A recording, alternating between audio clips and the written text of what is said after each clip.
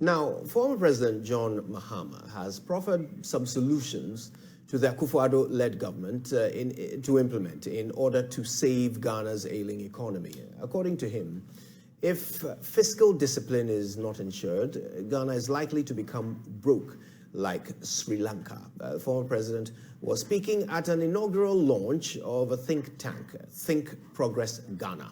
The theme was Ghana's debt burden, reflections and solutions. Mahama also suggested that President Akufo-Addo should immediately, among other measures, fire his finance minister, Ken Ofori-Atta, because he has failed the country. My colleague Samuel Mbura attended that inaugural launch. He joins us now in the studio and has more detail. Some sweeping suggestions there from the former president. Tell us about this event and the main thrust of the former president's message. Well, the former president was worried about the fact that the country is not moving in the right direction. He said as at the time he left office, the country was in the right direction, taking into consideration the fiscal policies that his government implemented. So is now worried that the Akufo-Addo-led government that promised the people of Ghana of good governance is not driving the country in the right direction. He says that the government is over-borrowing and still there's nothing to show. And he thinks that government should ensure fiscal discipline. There should be frugality in expenditure, despite the fact that Ghanaians are raising concerns about the state of the economy. The president is living an extravagant life.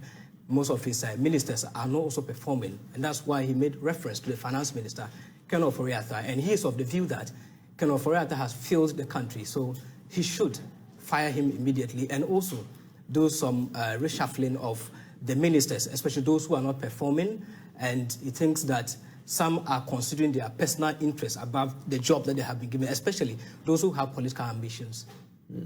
Right, so he made recommendations. Yeah, so the recommendations amongst them has to do with the firing of the finance minister, Ken Ofori-Atta, and then the reshuffling and bringing together technocrats in the country to see how they can work together in dealing with the challenge that we have in the country. All right, let's see if we can get some excerpts of that. To wait for a new common framework for debt treatment beyond DSSI before we act on a precarious debt situation. While the president is lamenting about the non-renewal of DSSI, we cannot say we're waiting for the international community to come with a new program before we begin to do something about our debt. We would have gone the Sri Lanka way long before that new program will be available.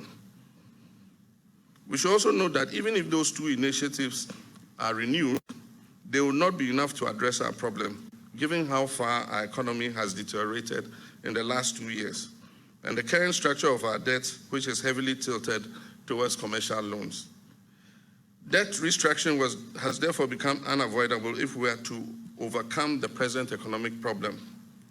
The president must make the big and very important call and begin the process to restructure our debts before we become like Sri Lanka, which has sunk into unimaginable economic and social crisis. For those of you who watch CNN and other news channels, you see what is happening in Sri Lanka. Even more importantly, the unbridled and unsustainable borrowing must stop immediately. Like I said, they must put a moratorium on additional non-concessional borrowing.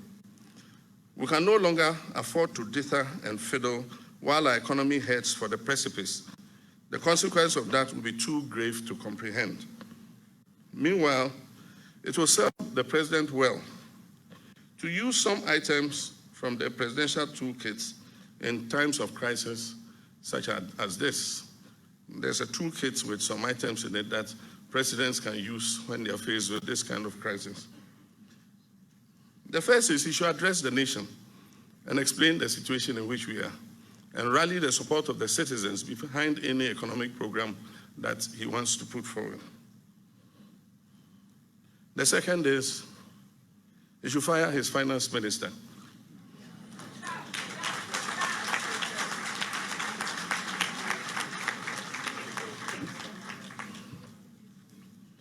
Well, the third is he should conduct a major shake-up of his government to remove all the many dead woods that have turned ministries into their kingdoms.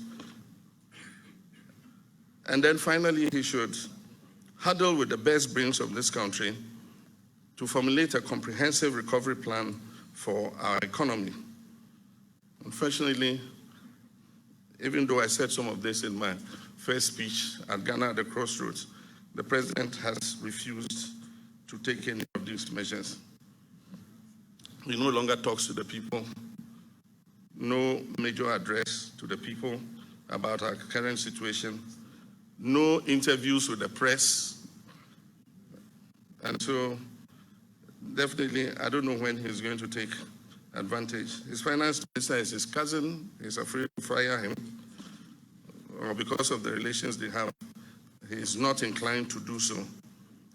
Many of the ministers who have pretended over ministries that are non-performing have some political links with the president, and therefore it makes it impossible for him to remove them from their positions, even when he himself can see that some of those ministers have presidential ambitions. And I mean, it should be easy for you to remove them so that they can concentrate on their presidential ambitions, but not this president. I suggested to him to do a Sinchi-style forum, like we did, gather all the best brains in the country to think through, because they say, Nyansai ni obako fotim. And so if you gather all the best brains and bring them together, no matter their political inclination, suggestions will come out that will help you come up with a proper fiscal consolidation policy that you can take to any multilateral institution in order that you get some relief.